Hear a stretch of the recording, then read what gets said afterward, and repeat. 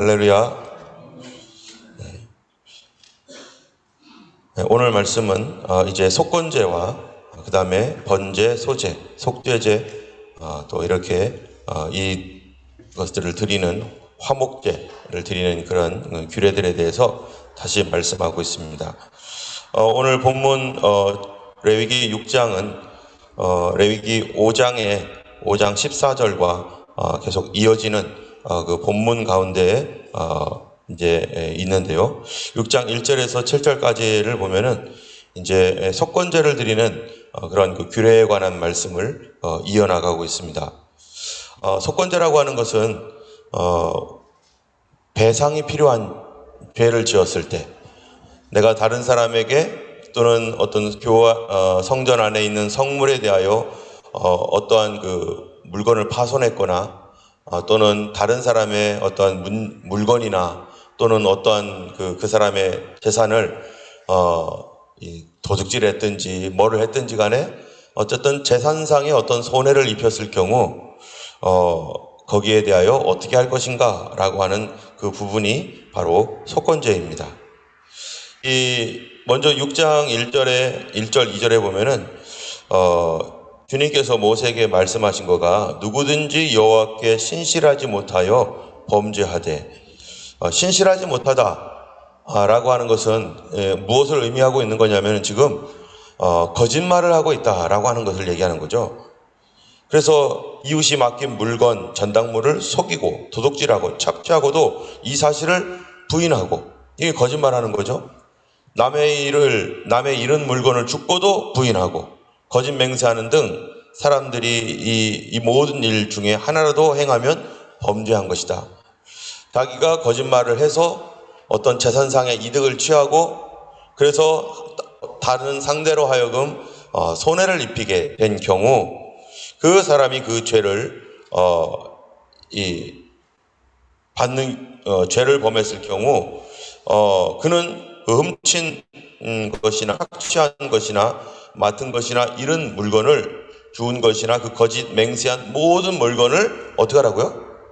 5절에 보니까 돌려보내되, 자기가 거짓으로 잘못 취득한 그 모든 것들은 다시 돌려보내라. 곧 본래 물건의 5분의 1을 더하여 돌려보낼 것이니, 20%를 더 플러스 해가지고 100불짜리였으면 120불을 해서 돌려보내라. 그 죄가 드러나는 날에 임자에게 줄 것이다. 이렇게 말하고 있습니다. 이 일은 분명히 세상적으로도 형법상으로 이 사기죄라든지 또는 절도죄, 뭐 이런 죄에 해당하는 이 형법적인 그러한 그 범죄이죠. 그런데 이 세상에 사는 사람 중에 본래 이 범죄를 저지르고서도 그것이 드러나지 않은 경우가 얼마나 많습니까? 이 법과 법 사이를 이렇게 왔다 갔다 하면서 교묘하게 죄를 지으며 다른 사람의 재물을 탈취하고 그것으로 자기의 이익을 삼고 있는 그런 사람들도 많습니다.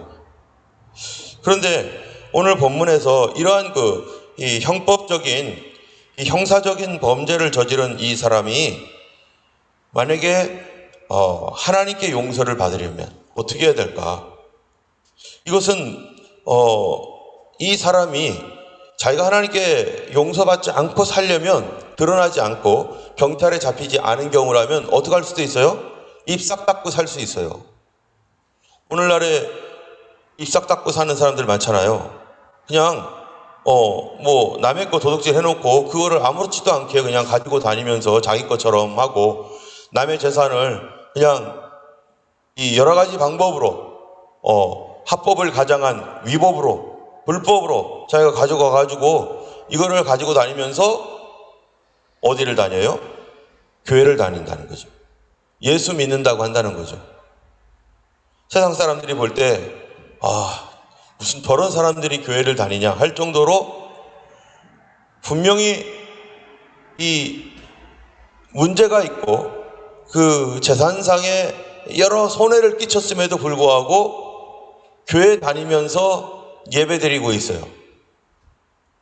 그런데 바로 그 사람입니다.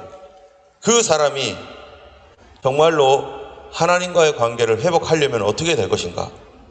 그가 자기 잘못을 회개하지 않고 뉘우치지 않고 남의 재산에 대하여 돌려보내 주지도 않고 그렇게 하면서 예수 믿는다고 와서 이곳에서 예배 드린다면 도대체 어떻게 되는 것인가? 어떻게 돼요?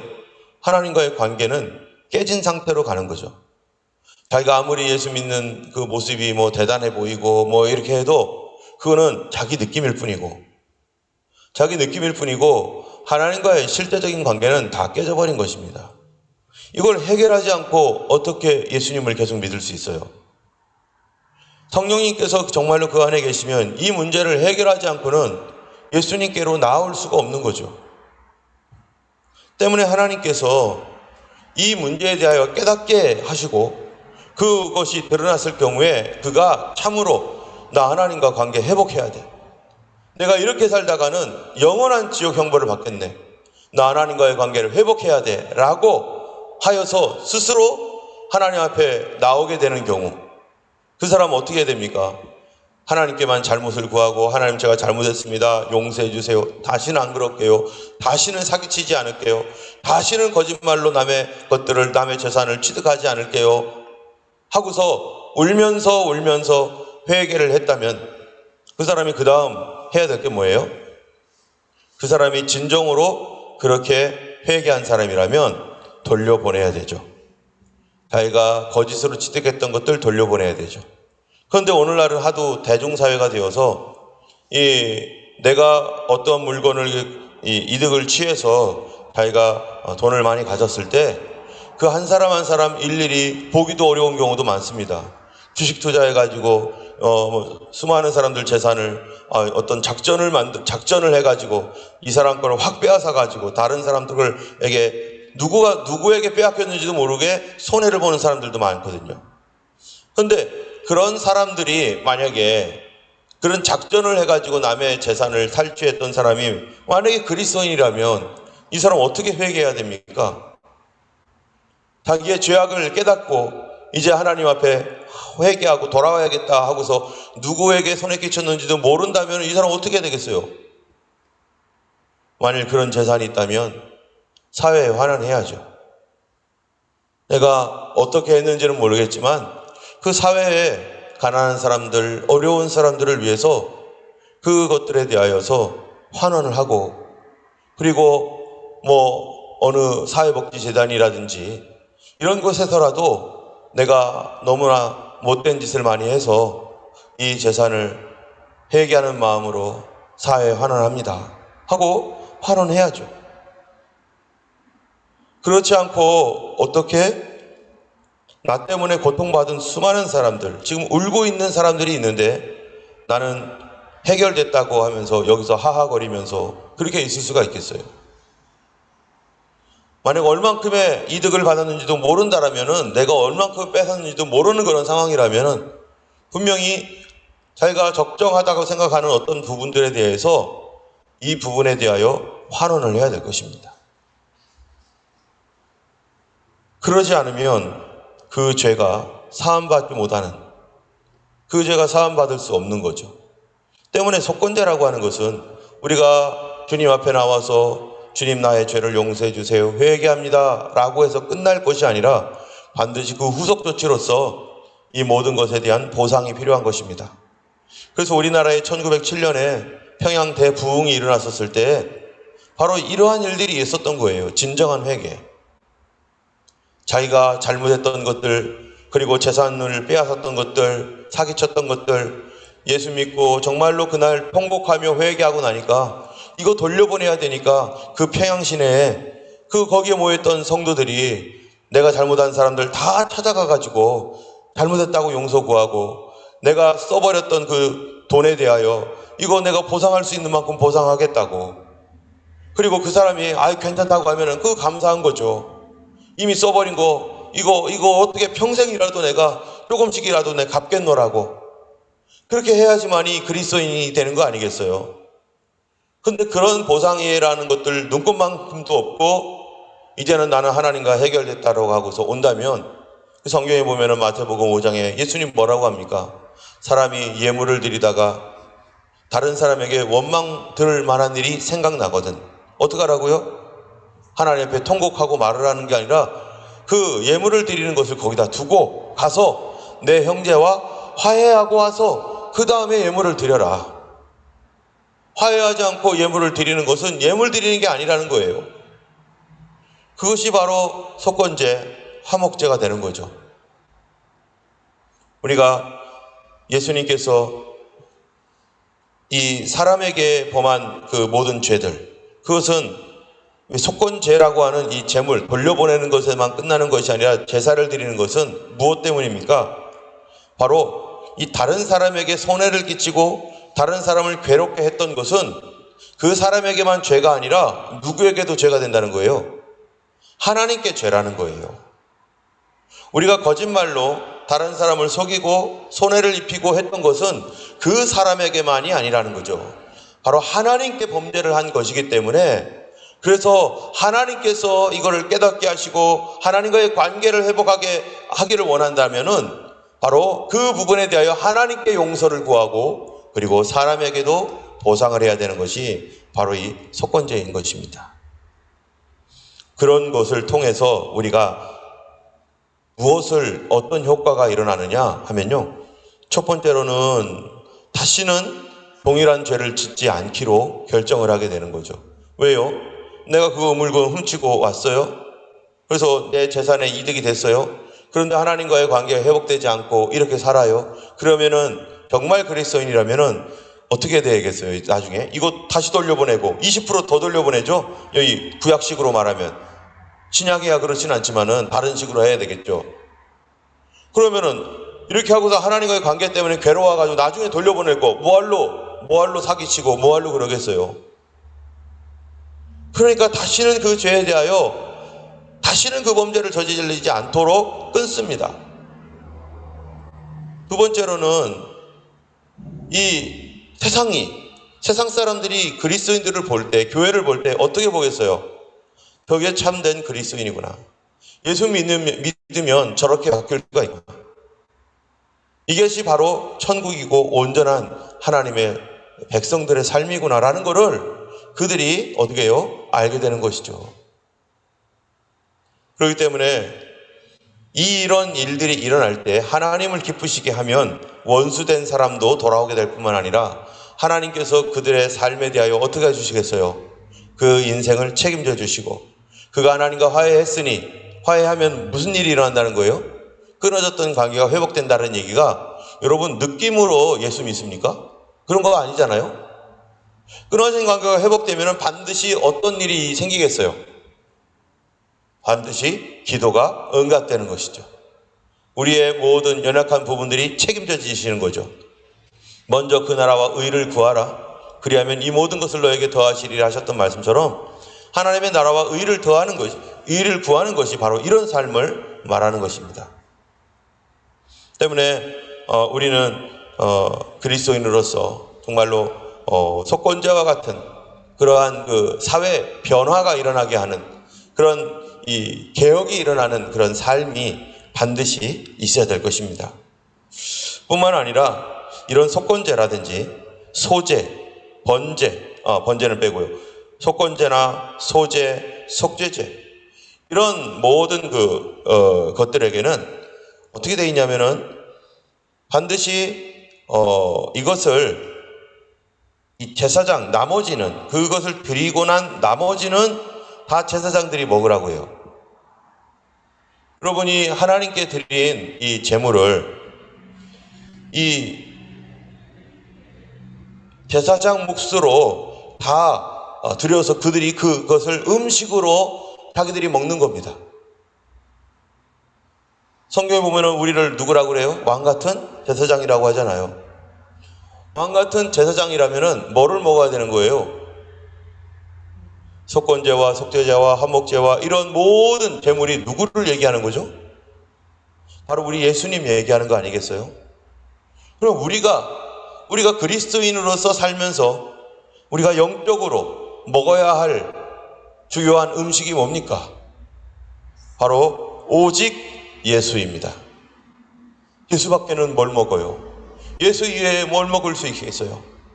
예수님의 말씀을 먹고 예수님께 드려졌던 예수 그리스도, 이 소제의 제물도 예수 그리스도, 속건제의 제물도, 속죄제의 제물도 다 예수 그리스도, 나를 위하여 죽으시고 피 흘리신 예수 그리스도, 그리고 다 불태우지 않은 나머지도 다 예수 그리스도.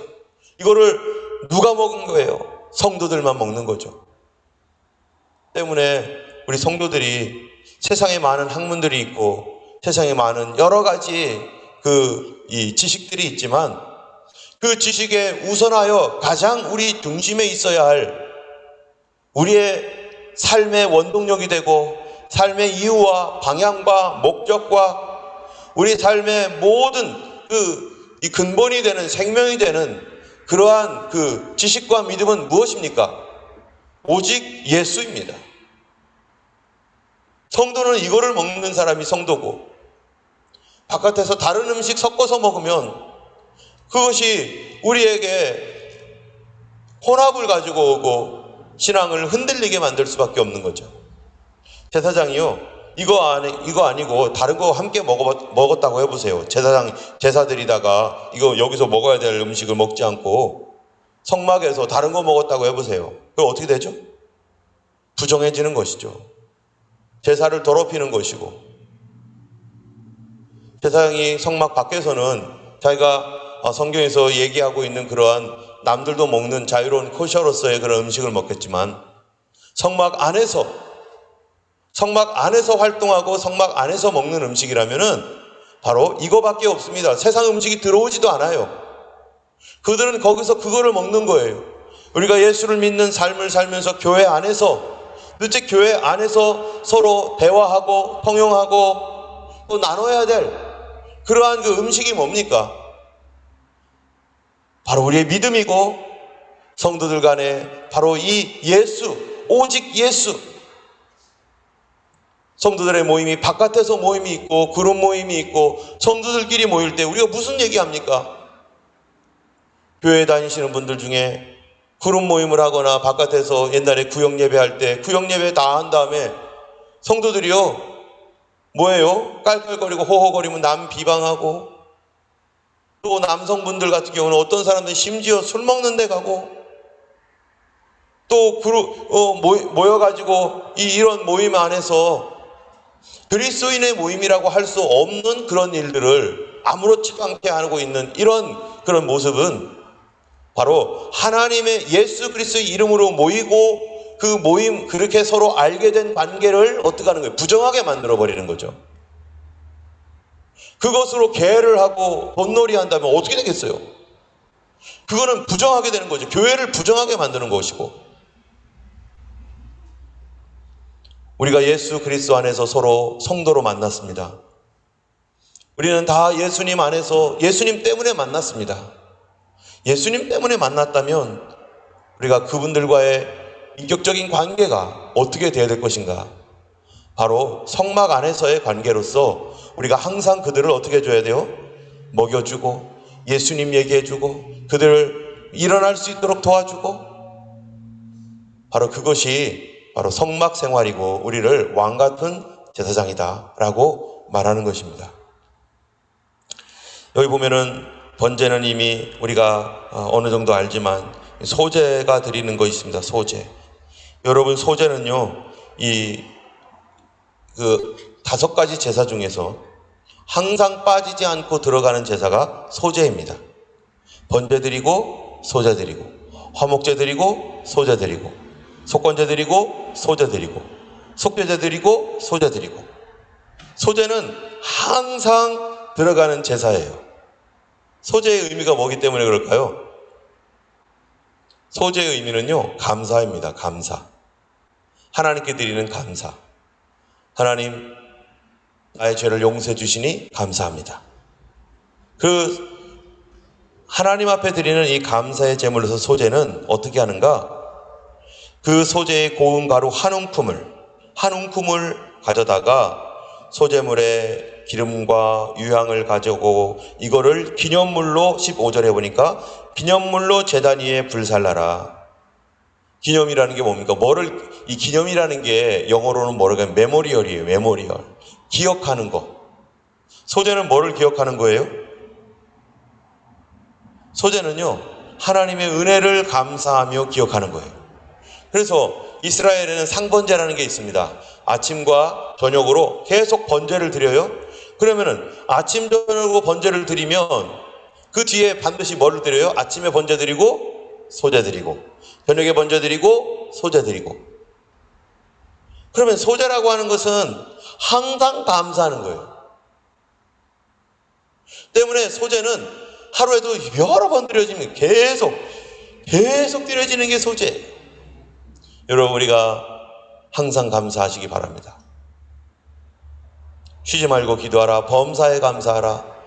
주님께서 이 소제를 기뻐하시고, 소제는 우리 하나님 앞에 내 마음으로 기억하는 거예요. 나에게 주신 은혜를 기억하고, 나에게 베풀어 주신 사랑을 기억하고. 언제 기억해야 돼요? 기도할 때마다 기억하는 거죠. 그래서 우리가 기도할 때마다 꼭 무슨 기도합니까? 하나님 아버지 감사합니다. 감사기도. 이 한 움큼의 소재물, 이 성도들의 삶의 태도에 대한 얘기죠. 우리가 범죄를 했을 때라도, 언제라도, 우리 하나님 앞에 나올 때는, 우리가 어려운 일을 당할 때라도 항상 기도할 때는 뭐를 해야 돼요? 소재. 하나님 감사합니다. 우리의 성도의 삶의 태도가 감사의 태도. 이 소재와 이 모든 것들이 예수님을 또한 표현하는 것이고, 또 우리 성도들의 삶을 표현하는 것이기도 합니다. 이 소재를 우리 하나님 앞에 기념하여 드릴 때 누룩을 넣지 않고 기념하고, 자, 여기에 보니까요 18절에 보는 뭐라고 되어 있냐면 이렇게 되어 있어요.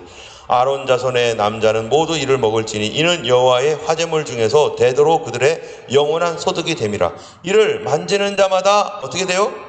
거룩하리라. 여러분, 거룩한 것은 어떻게 해야지 거룩하게 되죠? 우리가 깨끗하게 살아야 거룩해지나요? 거짓말 하나도 없이 살아야 거룩해지나요? 그럼 우리는 평생 거룩할까요? 우리는 거룩한 존재가 아닙니다. 우리가 무슨 수로 거룩해지겠어요? 거룩이라고 하는 것은 오늘 본문에 보면은 여기도 있고요. 그 다음에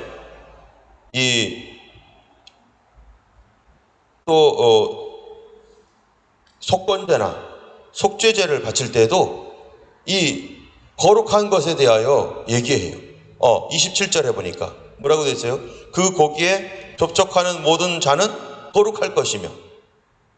거룩은 내가 착하고 깨끗하고 그냥 어떻게 해서든지 그냥 성결하고, 그것은 하나님 앞에 축복을 받는, 참으로 주님께 순종하는 아름다운 그런 성도의 삶이긴 하지만, 그게 나를 거룩하게 만듭니까? 아닙니다. 그게 나를 거룩하게 만드는 게 아니에요. 거룩은 나의 능력과 내가 누군가 나의 의의와 행동에 의한 것이 아니라 하나님의 거룩을 어떻게 하는 거예요? 하나님의 거룩에 속할 때 거룩하게 되는 거죠. 하나님께서 그 거룩함을 저에게 나눠주시는 거예요. 거룩하다는 뜻이 뭡니까? 구별되었다는 거 아니겠어요? 구별. 이게 누구 겁니까? 이게 제 거잖아요. 이게 저에게 구별된 거죠. 그럴 때 이게 나의 것이라고 하는 것이죠. 그런 것처럼 하나님의 것은 뭐가 되는 거죠? 거룩한 것이 되는 거죠. 때문에 접촉을 통해서 주님께 붙어있음으로 말미암아, 어제 우리 설교했던 것처럼 바지에 붙어있지 아니하면 밖에 버려 말라져 썩어버리는 거나 다 사람들이 불태워버리거나 하는데, 그런데 접촉되어 있으면 나는 누구랑 하나가 되어 있는 거예요? 가지와 나무가 하나가 되는 거죠. 그래서 그 나무에서 오는 모든 것들을 받는 것처럼, 그러고는 나도 나무로 인정받는 거죠. 가지로 인정받는 게 아니라, 내가 하나님께 접촉되어 있으면, 예수 그리스도께 접촉되어 있으면 어떻게 되는 거예요? 나도 그리스도의 몸이 되는 것이고 그리스도의 것이 되는 것이고, 그러므로 주님이 거룩하기에 누구도 거룩해지는 거예요. 나도 거룩하는 거죠. 거룩이라고 하는 것은 내 것이 아닙니다.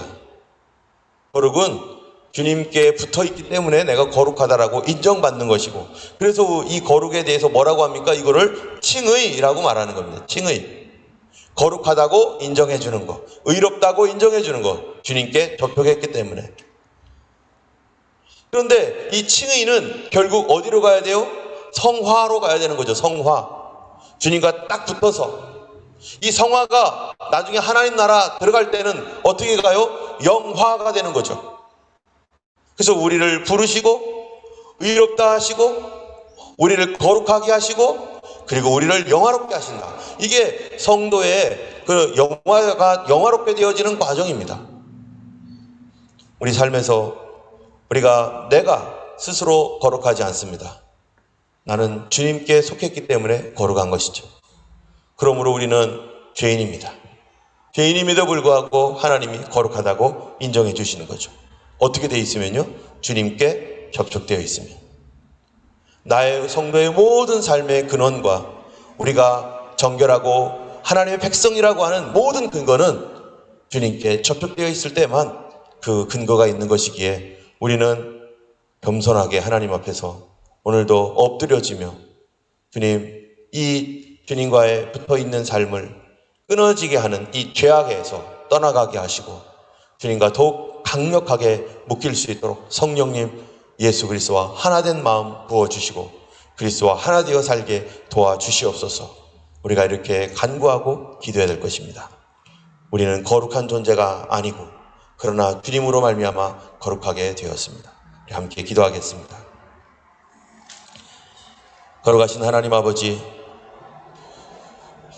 우리는 아무런 자격이 없지만 주님께 접촉되어 있음으로 말미암아 우리를 거룩하다고 인정해 주셔서 감사드리며 우리를 하나님 나라의 친백성이라고 받아주셔서 감사합니다. 인간적으로 보면 참으로 뾰족하고 모나고 안 믿는 사람보다 더 인격적으로 흠이 많은 아버지, 그리고 괴로움도 많은 우리이지만 그러나 다만 주님께 접촉되어 있다는 것 가지고 주께서 그분의 성령을 부어주시고 우리로 하여금 어두운 우리의 청명이 돌아오게 하시고 또 방탕함에 방임되지 아니하고 우리로 하여금 오늘도 그 길에서 끊고 그리스도께로 돌아설 수 있도록 하나님 주님, 오늘도 성령님께서 하나님 거룩을 부어주시고 은혜를 부어주시고 성결을 부어주시옵소서. 저의 연약함을 아시는 주님, 오늘도 깨끗하게 살아갈 수 있도록 하나님 역사하여 주시사 주님만 의지하고 주님만 순종하고 예수님만으로 만족하며 주님을 먹는 그런 예수 충만한 하루 되도록 도와주시옵소서. 감사드리며 우리 주 예수님 이름으로 기도드렸습니다. 아멘. 하늘에 계신 우리 아버지, 이름이 거룩히 여김을 받으시오며 나라의 임하옵시며 뜻이 하늘에서 이룬 것 같이 땅에서도 이루어지이다. 오늘날 우리에게 일용할 양식을 주옵시고 우리가 우리에게 죄 지은 자를 사하여 준 것 같이 우리 죄를 사하여 주옵시고 우리를 시험에 들게 하지 마옵시고 다만 악에서 구하옵소서. 되게 나라와 권세와 영광이 아버지께 영원히 있사옵나이다. 아멘. 오늘도 승리하시는 하루 되기를 주님의 이름으로 축원합니다.